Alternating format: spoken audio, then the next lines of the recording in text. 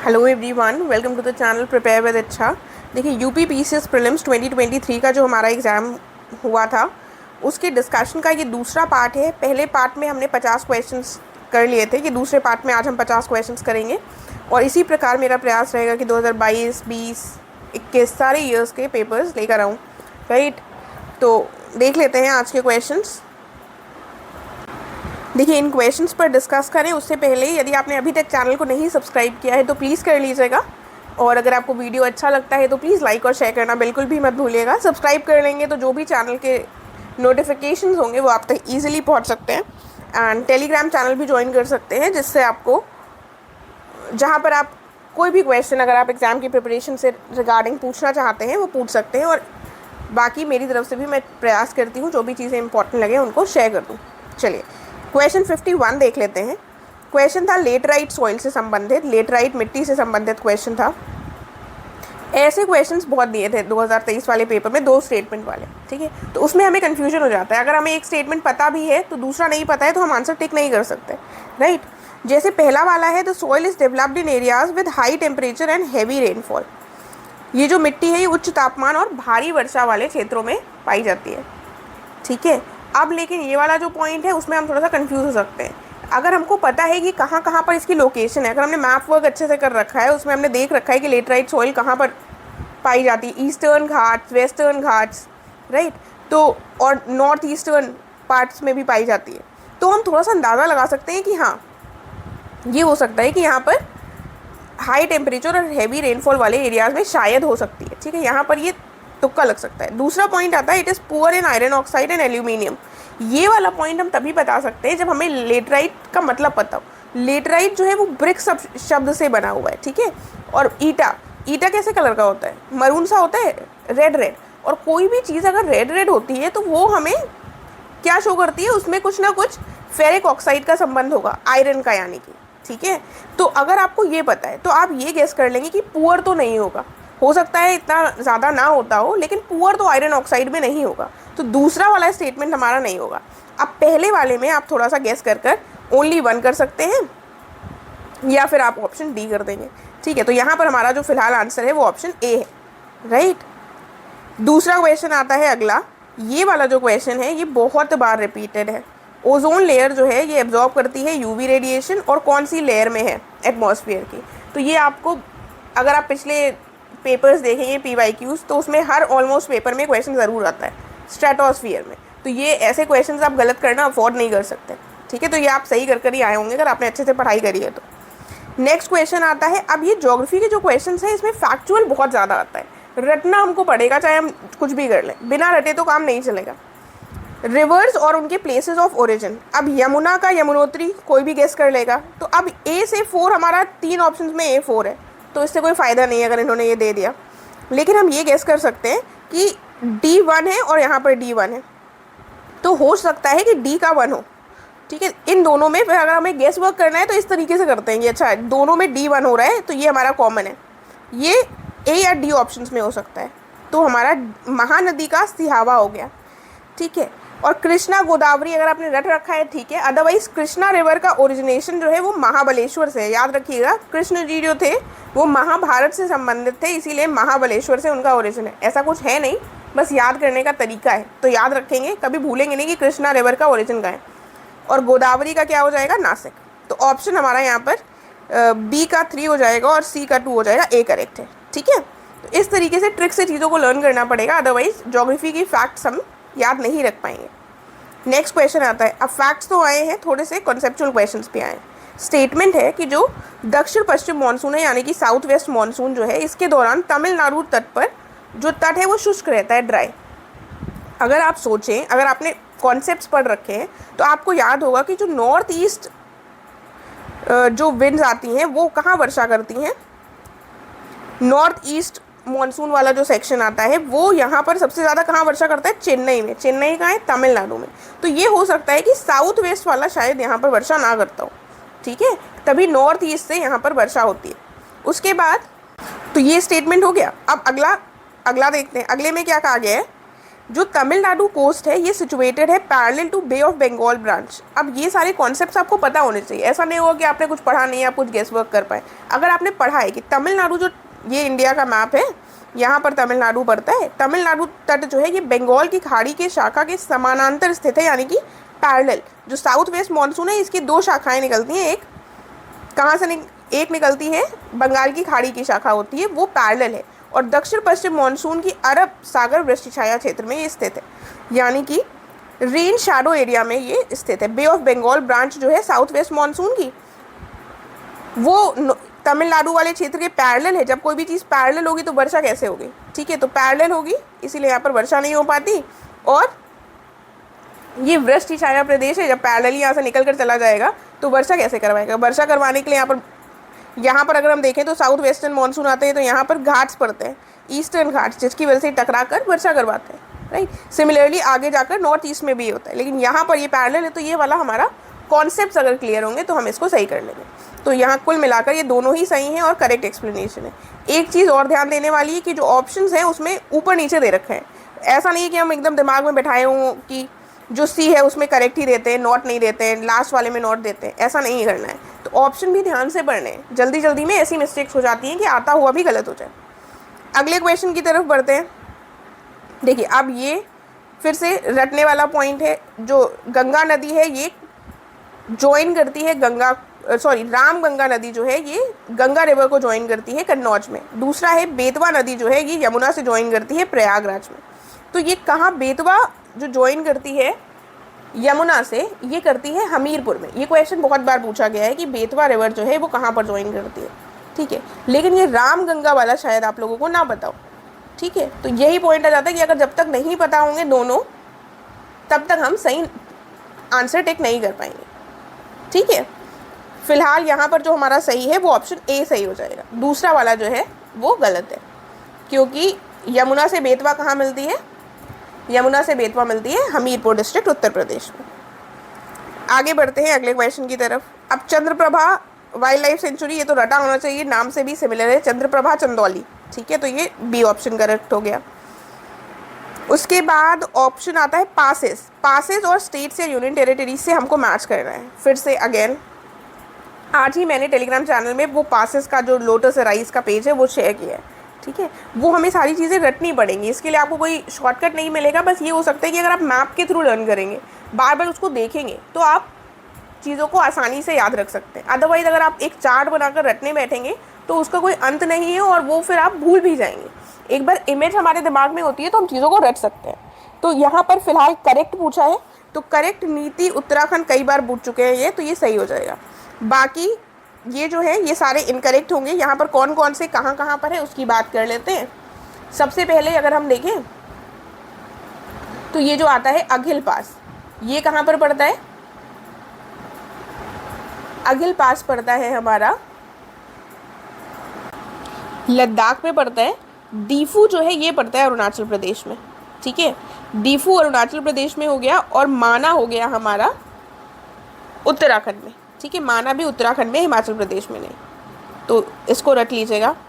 अब आगे शिव समुद्रम कई बार पूछा गया है। शिव समुद्रम जो है आपको ये पता होना चाहिए कि ये एक हाइडल पावर प्रोजेक्ट है, ठीक है, और कल्पक्कम न्यूक्लियर पावर प्रोजेक्ट है। अगर हमको ये पता हो, हम कई बार लोकेशन रखते रहते हैं, कल्पक्कम तमिलनाडु में है, ठीक है, और शिव समुद्रम कौन सी नदी पर है ये सोचते रहते हैं, लेकिन कई बार ये नहीं स्ट्राइक करता है अगर नदी पर बात कर रहे हैं तो ऑब्वियसली हाइडल पावर प्रोजेक्ट होगा, राइट। तो इसीलिए क्वेश्चन ईजी था, लेकिन थोड़ा सा डिफरेंट तरीके से पूछा गया था, ऐसा नहीं था कि हम इसको कर ना पाए। ये क्वेश्चन हो गया हमारा। आगे बढ़ते हैं अगले क्वेश्चन की तरफ। फिर ये वाला जो क्वेश्चन है इसमें उत्तर प्रदेश से रेफरेंस पूछा गया था। फॉरेस्ट कॉन्स्टिट्यूट करता है 12.8% of the total geographical area of the state, और 3 डिस्ट्रिक्ट्स में कोई फॉरेस्ट लैंड नहीं। ये क्वेश्चन थोड़ा सा डिस्प्यूटेड था, इसमें पता नहीं आयोग ने क्या माना, तो इसलिए इसको फिर नई डिटेल से डिस्कस करेंगे। अगला क्वेश्चन जो आता है वो आता है पोर्ट और कंट्री, ठीक है। अब पोर्ट्स भी इम्पॉर्टेंट है। रोटरडैम नीदरलैंड्स में है, ये पता होगा सबको। मॉन्टवीडियो अगर लर्न कर रखे हैं आपने तो उरुग्वे, जकार्ता इंडोनेशिया। तो एक ऑप्शन जो हमें नहीं जाना पहचाना सा लग रहा है वो आता है हमारा इगारका, ठीक है, और वही पूछा गया है। लेकिन अगर ये यहाँ पर नहीं है तो है कहाँ, तो इगारका जो है पोर्ट ये पड़ता है हमारा रशिया में। ठीक है, तो हो सकता है अगली बार आपको ऑप्शन इगारका रशिया में दिया हो, राइट। तो ऑप्शंस भी देखना इंपॉर्टेंट होता है, और किसी बच्चे ने कमेंट भी किया था कि ऑप्शंस डिस्कस कर लीजिए, इसलिए मैं कोशिश कर रही हूँ कि ऑप्शंस भी मिस ना हो। देन अगला क्वेश्चन आता है, देखिए पहला स्टेटमेंट है बेंगुला करंट जो है ये एक कोल्ड करंट है पैसिफिक ओशन का, तो ये कोल्ड करंट तो है लेकिन ये अटलांटिक ओशन का है, इसलिए पहला स्टेटमेंट हमारा गलत हो गया। दूसरा स्टेटमेंट है सन अर्थ और मून जो है जब ये एक स्ट्रेट लाइन में होते हैं तब स्मॉल टाइड आता है, तब वो स्मॉल टाइड नहीं वो स्प्रिंग टाइड आता है। ठीक है, देन तीसरा पॉइंट है ओशन की सैलिनिटी जो है वो मैक्सिमम होती है ट्रॉपिक ऑफ कैंसर और ट्रॉपिक ऑफ कैप्रिकॉर्न में। ये पॉइंट जो सही है ये हमें कंफ्यूज कर देता है, ऐसे कैसे इक्वेटर पर ज़्यादा होनी चाहिए सैलिनिटी, लेकिन इक्वेटर पर जो वाटर है फ्रेश वाटर वो ज़्यादा होता है क्योंकि वहाँ पर इवेपोरेशन की प्रक्रिया के कारण वर्षा ज़्यादा होती है।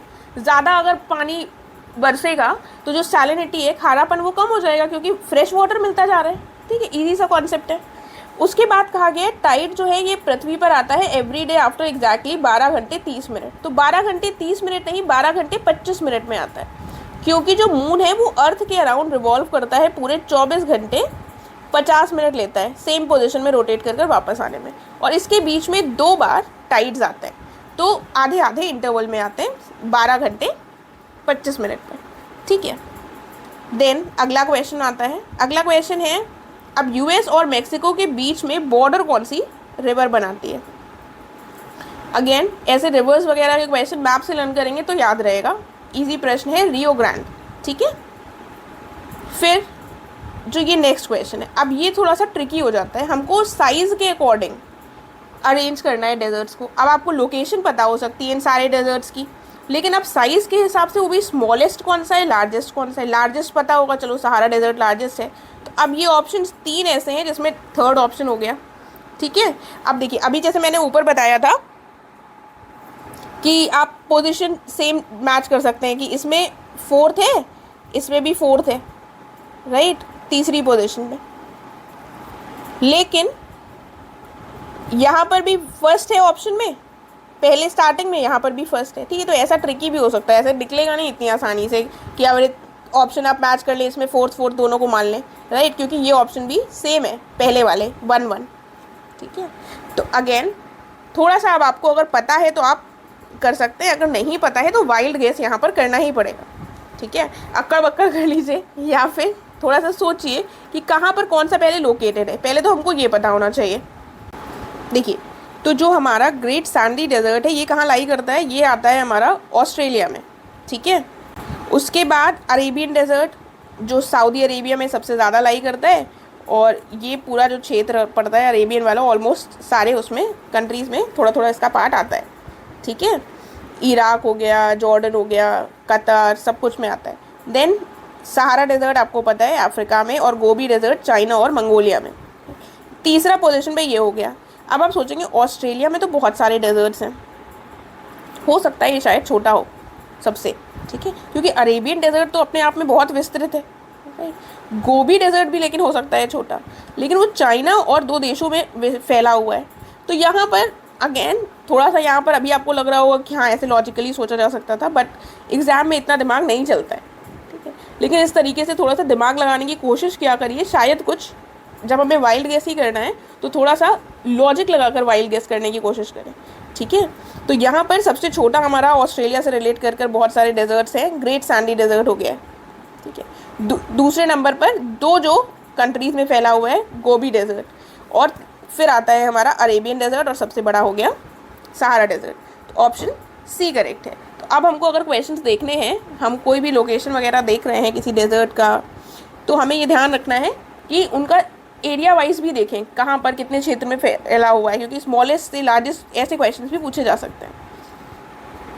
देन नेक्स्ट क्वेश्चन आता है। अब ये क्वेश्चन जो है जिसने वर्ड हिस्ट्री पढ़ रखी है वो ये क्वेश्चन कर लेगा, जिसने वर्ड हिस्ट्री नहीं पढ़ी है उस इंसान के लिए क्वेश्चन बाउंसर हो जाएगा। फिलीपींस में अगर आप देखिए नारियल एवं गन्ने की कृषि विकास का श्रेय किसको जाता है। अब फिलीपींस में अमेरिका जो देश है उसने थोड़े टाइम के लिए रूल किया है। ठीक है, तो जो रूल करते हैं वही अक्सर चीज़ों को लेकर आते हैं, कॉलोनी रहा है ये अमेरिका की।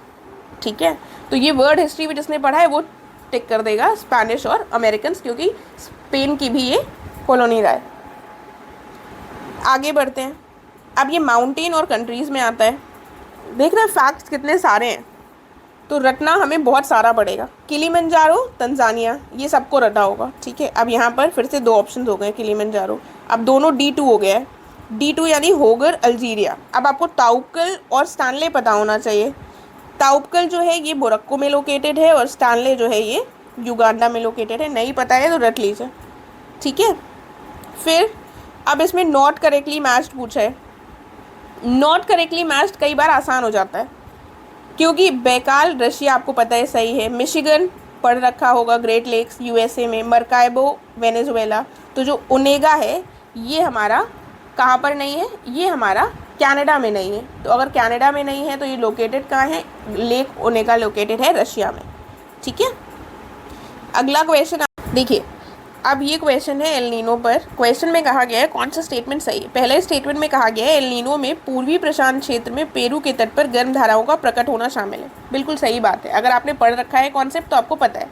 अगला स्टेटमेंट है गर्म धारा पेरू के तट पर पानी के तापमान को 10 डिग्री सेल्सियस तक बढ़ा देती है। तो गर्म कर देती है यानी कि 10 डिग्री सेल्सियस तक हो सकता है बढ़ा देती है। लेकिन आगे की जो स्टेटमेंट है उसको भी आपको ध्यान से पढ़ना है, यानी आप जल्दी जल्दी में आधा पढ़कर आगे बढ़ जाएं, जिसमें समुद्र में प्लैंकटन की मात्रा बढ़ जाती है। अब आप ये सोचिए, कहीं पर भी अगर टेम्परेचर बढ़ रहा है तो वो फिशेस के लिए तो इतना अच्छा नहीं होगा, ठीक है। किसी भी पशु पक्षी के लिए टेम्परेचर बढ़ना इतना अच्छा नहीं होगा। और जो प्लैंकटन है वो क्या डिपेक्ट करते हैं, वो डिपेक्ट करते हैं कि बहुत सारे वहाँ पर फिशेस होंगे, ठीक है, क्योंकि प्लैंकटन का होना फिशिंग को दर्शाता है, क्योंकि वहाँ पर नंबर ऑफ फिशेस बढ़ जाती है, क्योंकि फिशेस प्लैंकटन पर डिपेंड करती हैं अपने भोजन के एक स्रोत के रूप में। तो इस तरीके से हमारा, अगर हमने ये पढ़ लिया, अगर हमको एग्जैक्टली नहीं भी पता है 10 डिग्री बढ़ता है कितना बढ़ता है, लेकिन हमने ये देख लिया कि प्लैंकटन की मात्रा बढ़ जाती है, तो अपने आप ये स्टेटमेंट हमारा गलत हो जाएगा और ऑप्शन 1 हम टिक कर सकते हैं यहाँ पर। अगला क्वेश्चन क्या है। अब ये वाला फिर से थोड़ा सा कॉन्सेप्ट से रिलेटेड है। अगर आपने कोरियोलिस फोर्स पढ़ रखी है, आपको पता है कि जो डिफ्लेक्शन होता है दक्षिणी गोलार्ध में हवा का बाई ओर जो विक्षेपित होता है, ये किस हिसाब से होता है, कौन सा बेसिस होता है, उसके लिए कोरियोलिस बल को ही जिम्मेदार माना जाता है। तो ये ऑप्शन आपका सही हो जाएगा। देन आगे बढ़ते हैं। अब यूक्रेन जो है वो बहुत ही ज़्यादा न्यूज़ में रहा है पिछले कुछ टाइम से, ठीक है। अब इसमें इन्होंने यूक्रेन का पूछा है largest coal producing center of Ukraine, ठीक है। तो ये सारे एरियाज़ जो है आप न्यूज़ में पढ़ रहे होंगे, लेकिन डोनेटस्क, ठीक है, ये जो डोनेटस्क है ये कोल के लिए चर्चित है और इसको यूक्रेन से संबंधित ऐसे पूछ लिया है, लेकिन पहले के ईयर्स में भी ये क्वेश्चन पूछा गया है जिसमें कोल से रिलेटेड डोनेटस्क ऑप्शन में था, राइट। तो ये हमारा PYQ से निकल आएगा, बस थोड़ा सा इन्होंने घुमा दिया है, यूक्रेन के सारे और ऑप्शंस ले आए जिससे हम कंफ्यूज हो जाएं। नेक्स्ट क्वेश्चन आता है माउंट न्यूमैन। अब ये माउंट न्यूमैन जो है ये थोड़ा सा टफ हो सकता है, क्योंकि ये हमको नहीं पता है कौन से ओर से संबंधित है, आयरन ओर, मैंगनीज, कॉपर, ये तो फैक्चुअल क्वेश्चन है, पता है तो पता है, नहीं पता है तो नहीं पता है। फिलहाल ये हमारा आयरन ओर से संबंधित है, ठीक है। देन आगे बढ़ते हैं। अब आगे थोड़े से हम करंट अफेयर्स के क्वेश्चन देखेंगे, लेकिन तब भी थोड़ा सा देख लेंगे ताकि हमको पता चल जाए कि कैसे क्वेश्चंस आते हैं करंट अफेयर्स में।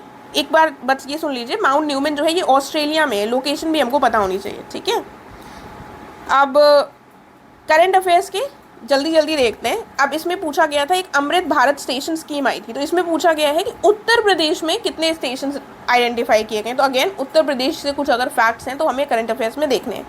अब ये एक्सरसाइज जैसे बहुत बार पूछ रहे थे किसके किसके बीच में होती है, तो इन्होंने एक सुदर्शन प्रहार एक्सरसाइज पूछ ली, जो कि कहाँ पर हुई थी, ये इंपॉर्टेंट है, राजस्थान में।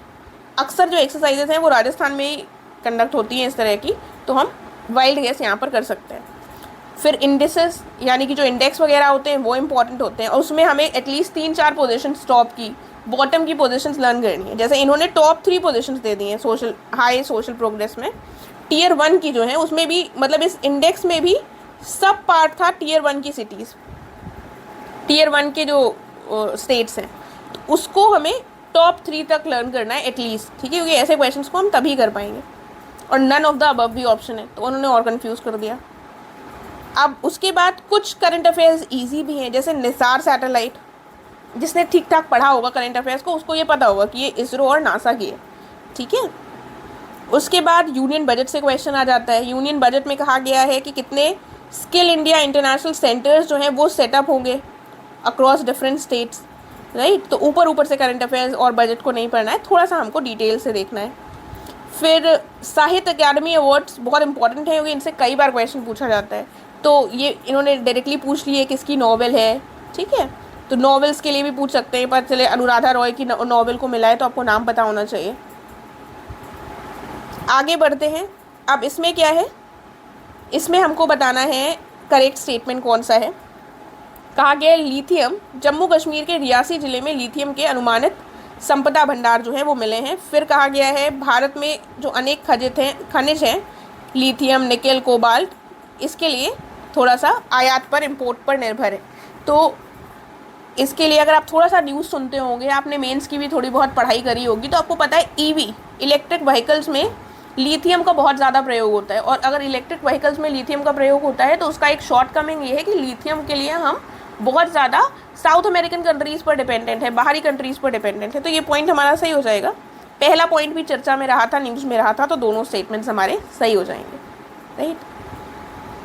देन अगला क्वेश्चन क्या है, अगले क्वेश्चन में कहा गया है फरवरी 2023 में इंडिया का सबसे बड़ा हेलीकॉप्टर मैन्युफैक्चरिंग प्लांट जो है ये कहाँ पर हुआ था, तो ये देख लीजिए। Golden globe award winning song बहुत ज़्यादा चर्चा में रहा था, नाटू नाटू। फिर Indian biological data centre Haryana में स्थापित हुआ था। G20 बहुत ज़्यादा चर्चा का विषय था और बहुत इंपॉर्टेंट पॉइंट था, इससे क्वेश्चन एक्सपेक्टेड भी था, लेकिन ये नहीं सोचा था कि G20 के लोगों से पूछ लिया जाएगा, राइट। तो कोई भी चीज़ आप पढ़ रहे हैं तो शायद आप किसी भी करंट अफेयर्स के सोर्स को रेफर कर रहे हैं, उसमें इस तरीके से एंगल से नहीं दिया जाता है। खुद भी सोचने की कोशिश किया करिए कि अगर G20 का लोगो है, कोई इमेज दी हुई है, तो इसका क्या डिपिक्शन हो सकता है, ठीक है। सिमिलरली सिमिलर लाइन्स पर, पैरेलल लाइन्स पर और क्वेश्चन ऐसे पूछे जा सकते हैं। देन सबमरीन का क्वेश्चन था, कौन सी INS इंडियन नेवी सबमरीन के द्वारा पार्टिसिपेट किया गया था, ठीक है। ये सारे तो ऐसे क्वेश्चन आते ही हैं। फिर ये क्वेश्चन था, ये करंट अफेयर्स में आपने पढ़ा होगा, स्मोक फ्री न्यूजीलैंड का गोल कब तक का है। ईयर पूछ लेते हैं, ईयर से UPPCS वालों का बहुत ज़्यादा लगाव है, ईयर्स के लिए हमें रेडी रहना है। अब उसके बाद अब प्लेन क्रैश की जो घटना थी ये शायद हमने न्यूज़ में सुनी हो, लेकिन करंट अफेयर्स की जो मैगजीन्स वगैरह है उसमें ना पढ़ी हो। तो ये जो हम न्यूज़ में बातें सुनते हैं उससे क्वेश्चंस भी बनने की संभावना रहती है। इसीलिए कोई भी ऐसी दुर्घटना होती है, कुछ भी होता है, तो उसका नाम, उसकी डेट ज़रूर याद रखिए, ठीक है। ये प्रिंस हैरी की किताब थी, चर्चा का विषय रही थी, इंपॉर्टेंट और ईजी क्वेश्चन था। फिर अब ये पोप बेनेडिक्ट 16, ये इनकी मृत्यु हुई थी, इनसे रिलेटेड पॉइंट्स पूछ लिए गए हैं, ठीक है। जैसे लता मंगेशकर की मृत्यु हुई थी तो उनसे संबंधित पॉइंट पूछने की संभावना थी, पूछा भी गया था, राइट। तो कुछ कुछ पर्सनालिटीज़ जो इंपॉर्टेंट चर्चा में रही हों उनके बारे में भी हमको देख लेना चाहिए। उसके बाद SCO फिल्म फेस्टिवल 2023 का, उससे संबंधित ऑप्शंस दे दिए गए थे, ठीक है। तो डिटेल में पूछा गया था, ये नहीं पूछा है कि कहाँ पर हुआ, ठीक है। थोड़ा सा ज़्यादा घुसकर हमें देखना पड़ेगा। अब प्राइम मिनिस्टर जो बने थे वो तो सबको पता होते हैं, तो हमें ये भी देखना है उन्होंने किसको रिप्लेस किया है, ठीक है। न्यूजीलैंड के क्रिस हिपकिंस जो थे ये बने थे, लेकिन किसने रिप्लेस किया ये भी पूछा जा सकता है। यहाँ पर तो नहीं पूछा है बट पूछ सकते हैं। आगे देखते हैं। फिर उत्तर प्रदेश में जो G20 की मीटिंग्स कहाँ पर नहीं हुई ये पूछा गया था, तो ये थोड़ा सा उत्तर प्रदेश वाले गेस कर सकते हैं कि इन चारों में से कानपुर ही ऐसी जगह लग रही है जहाँ पर ना हुई हो, ठीक है। मतलब इतना पिछड़ा नहीं है कानपुर, बट स्टिल बाकी ऑप्शंस की ज़्यादा चांसेस हैं। उसके बाद ये चीता का रिलोकेशन, ये भी चर्चा में रहा था, ठीक है। तो ये वाला अगर आप सिंपली देखेंगे कि इतने चीता आए फरवरी 2023 तक, इससे क्या होगा, प्रायोरिटी रीस्टोरिंग चीता पॉपुलेशन जो है ये भारत की प्रायोरिटी है, ये रीज़न है इसका। तो ये ठीक है, बात सिंपल बात है, निकाल सकते हैं एजर्शन से स्टेटमेंट की। ऑप्शन A करेक्ट हो गया। फिर डाइकिन यूनिवर्सिटी, ठीक है। अब ये क्वेश्चन जो है ये करंट अफेयर्स पढ़ते वक्त कई बार इग्नोर कर दिए जाते हैं और एक्सपेक्ट भी नहीं करते कि इतना ये घुसकर पूछेंगे, ठीक है। ये फर्स्ट यूनिवर्सिटी होगी जो एंटर करेगी इंडिया में एज इंडिपेंडेंट कैंपस, और एग्जैक्टली फिर ये कहाँ पर होगी ये भी, ठीक है। तो थोड़ा सा ये वाले जो क्वेश्चन हैं अगर हमने पढ़ा है तो हम कर लेंगे, लेकिन कई बार हम ऐसे क्वेश्चन को लाइट ले लेते हैं, यार इतना इंपॉर्टेंट नहीं है, बट येस इन्होंने ये पूछा, ये ऑप्शन इसमें एक करेक्ट था। आगे देखते हैं। इंडियन ओरिजिन बिजनेसमैन जिनको मेयर बनाया गया था लंदन बरो ऑफ साउथ वर्क में सेकेंड टाइम के लिए। तो इंडियन ओरिजिन से रिलेटेड कोई भी व्यक्ति कुछ बनता है किसी भी देश में तो वो इम्पोर्टेंट हो जाता है। उसके बाद मिलिट्री एक्सरसाइज से संबंधित क्वेश्चन था। देखिए मई में पेपर हुआ था, देख रहे हैं, मई में पेपर हुआ था 14 मई को, क्वेश्चन दिसंबर का पूछा गया है। तो ऐसा नहीं है कि हम पहले लगता था कि सिर्फ 3-4 महीनों के क्वेश्चन हैं, लेकिन पीछे भी पूछ लेते हैं, अक्टूबर के क्वेश्चन भी पूछे। जब अक्टूबर नवंबर ऐसे क्वेश्चन पूछेंगे और मई में पेपर होगा तो इसलिए थोड़ा सा टफ और हो जाता है, क्योंकि हम फोकस किस पर कर रहे होते हैं, मैक्सिमम फरवरी मार्च अप्रैल, ठीक है। इसीलिए इंपॉर्टेंट ये है कि थोड़ा सा पुराने वाली चीज़ों को भी देखते हुए चलिए। देन ये फरवरी का क्वेश्चन आ जाता है आगे, फिर से ये दोनों फरवरी के क्वेश्चंस हैं। देखिए तो ये क्वेश्चन पूछा था कि जो फाइनेंस मिनिस्टर थे उनको सैक कर दिया गया था ब्रिटिश पीएम ऋषि सुनाक के द्वारा, तो किस स्कैंडल से संबंधित थे। इसी से रिलेटेड बोरिस जॉनसन से संबंधित भी क्वेश्चन आया था पहले, राइट। तो थोड़ा सा हमें, अगर हम नॉर्मल जो न्यूज़ चलती रहती हैं उनसे भी अपने आप को टच में रखेंगे तो ऐसे क्वेश्चन ईजी हैं, हम कर सकते हैं, ठीक है। सिर्फ जो पढ़ाई वाले करंट अफेयर्स हैं उन्हीं पर ना फोकस होकर जनरल अवेयरनेस पर भी फोकस करने की ज़रूरत है। नोबल गैस बहुत बार पूछी गई, आपको रटी होनी चाहिए नोबल गैसेस, ये बहुत रिपीटेड PYQ है। तो एक्टिनियम नोबल गैस नहीं है, बाकी नोबल गैसेस है। देन पूछा गया है वो कौन सा हार्मोन सिक्रीट होता है beta cell of islet of Langerhans of pancreas. अब पैनक्रियास से इंसुलिन तो होता है, लेकिन बीटा सेल दे दिया तो थोड़ा सा कंफ्यूज कर दिया, तो यहाँ पर भी लेकिन इंसुलिन ही ऑप्शन होगा। उसके बाद क्वेश्चन है विच टाइप ऑफ वैक्सीन जो है प्रोटेक्ट अगेंस्ट डिप्थीरिया। तो ये डॉक्सोइड, इनका इतना डिटेल मत देखिए, इनको थोड़ा रट लीजिए। ये क्वेश्चन जैसे mRNA वैक्सीन यूज्ड अगेंस्ट कोविड-19 इन्फेक्शन है, तो mRNA थोड़े पहले समय पे चर्चा में रही थी, मोडर्ना की थी, ठीक है। उसके बाद ऐसे क्वेश्चंस भी पूछता है कि कौन सा फैक्टर है जो लॉस ऑफ बायोडाइवर्सिटी में सबसे ज़्यादा रिस्पॉन्सिबल है। तो इसको हमें थोड़ा सा उसी समय पर सोचना पड़ेगा कि कौन सा, चारों ऑप्शंस को पढ़ें फिर हम एनालाइज करें। Genetic assimilation loss of biodiversity के लिए मोस्ट इंपॉर्टेंट फैक्टर तो नहीं हो सकता, ठीक है। उसके बाद प्रीडेटर्स को कंट्रोल करना भी नहीं हो सकता, पेस्ट कंट्रोल भी इतना नहीं लग रहा, लेकिन सबसे बड़ा क्या है कि उनका घर ही उजड़ जाए, ठीक है। तो डिस्ट्रक्शन ऑफ नेचुरल हैबिटेट सबसे इंपॉर्टेंट फैक्टर होगा, राइट। तो सारे ऑप्शंस को देखकर सोचने की ज़रूरत होती है, तभी हम उसको सही तरीके से टिक कर पाएंगे। तो ये हमने 100 क्वेश्चंस कर लिए हैं, आने वाले दिनों में हम नेक्स्ट 50 क्वेश्चंस और करेंगे। अगर आपको अच्छा लगा है तो प्लीज़ लाइक और शेयर कीजिएगा। कोई भी क्वेश्चन है तो आराम से आप पूछ सकते हैं, नीचे कमेंट कर सकते हैं, अदरवाइज टेलीग्राम के माध्यम से मुझसे जुड़ सकते हैं। Thank you so much.